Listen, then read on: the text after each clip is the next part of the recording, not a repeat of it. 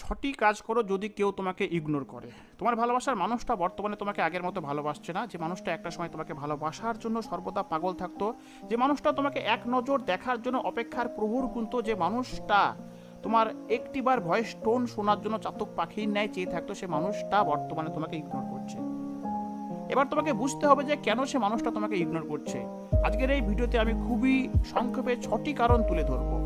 সেই 6টি কারণকে যদি তোমরা তোমাদের মাথাতে ঢুকিয়ে নিতে পারো, সে মানুষটার হাত থেকে ইগনোর হওয়া থেকে তোমরা গ্যারেন্টি দিলাম বেঁচে যাবে। প্রথম কথা হচ্ছে, সে মানুষটা একটু তোমার কাছ থেকে স্পেস চাইছে, আর তুমি কি করছো বিষয়টা হয়তো বুঝতে পেরো তুমি তাকে ছাড়া থাকতে পারছো না বলে জোর করে সে মানুষটার লাইফে তুমি এন্টার করার চেষ্টা করছো। একটা কথা সর্বদাই খেয়াল রাখবে, জোর করে কখনো কোনো জিনিস পাওয়া যায় না, তাই জোর করে সে মানুষটার লাইফে ঢুকার চেষ্টা করবে না। যেহেতু সে মানুষটা একটু স্পেস চাইছে, তাই তুমি তাকে এই মুহূর্তে কিছু সময়ের জন্য স্পেস দাও।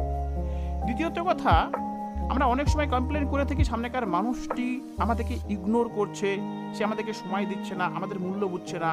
বাট আদতেও কি সে মানুষটা তোমাকে ইগনোর করছে? এই বিষয়টাকে নিয়ে একটু ডিটেলসে ভাবার চেষ্টা করো, রিসার্চ করো যে সে মানুষটাকে সত্যিই তোমাকে ইগনোর করছে, না সে হয়তো তার জীবনে ব্যস্ত রয়েছে, বা তার জীবনে এমন কিছু চলছে যে বিষয়টা হয়তো সে তোমাকে প্রকাশ করে বলতে পারছে না, যার ফলে কিন্তু সে তার লাইফে একটু ব্যস্ততার কারণে, টেনশনের কারণে, ডিপ্রেশনের কারণে সে তোমার সঙ্গে সঠিকভাবে কথা বলছে না। কিন্তু তুমি অভিমানের সোর্সে, ভালোবাসার ক্ষেত্রে দেখবে অভিমানটাই বেশি হয়ে থাকে, অভিমানের কারণে কিন্তু ভেবে নিয়েছো সে মানুষটা তোমাকে ইগনোর করছে। তৃতীয়ত, যদি সে সত্যিই তোমাকে ইগনোর করে থাকে, তবে তার ইগনোরের কারণে বারবার কমপ্লেন করো না, বরং এটা বোঝার চেষ্টা করো যে কেন সে তোমাকে ইগনোর করছে। যে মানুষটা একটা সময় তোমাকে এত ভালোবাসতো, সে মানুষটা হঠাৎই তোমাকে কেন ইগনোর করছে, এই বিষয়টাকে জানার চেষ্টা করো, সমস্যাটাকে বের করার চেষ্টা করো। কেননা যতক্ষণ তুমি সমস্যা সম্পর্কে সঠিক জ্ঞান লাভ না করবে, ততক্ষণ কিন্তু তুমি সমাধানে পৌঁছতে পারবে না। তাই তার প্রতি অভিমান করে বসে না থেকে আগে সমস্যাটাকে চিহ্নিতকরণ করো, তারপরেই কিন্তু সেই সমস্যার সমাধানের ওপর তুমি কাজ করতে পারবে। চতুর্থত, সে তোমাকে ইগনোর করছে সেজন্য বেশি বেশি ভেবো না।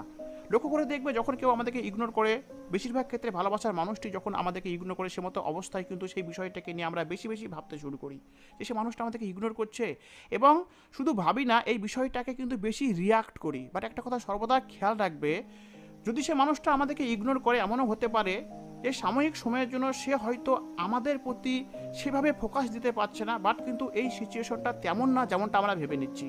অনেক সময় আমাদের ভাবনার ফলেই কিন্তু ছোট্ট বিষয়টা অনেক বড় আকার ধারণ করে। তাই এই বিষয়টাকে নিয়ে অতিরিক্ত ভেবো না।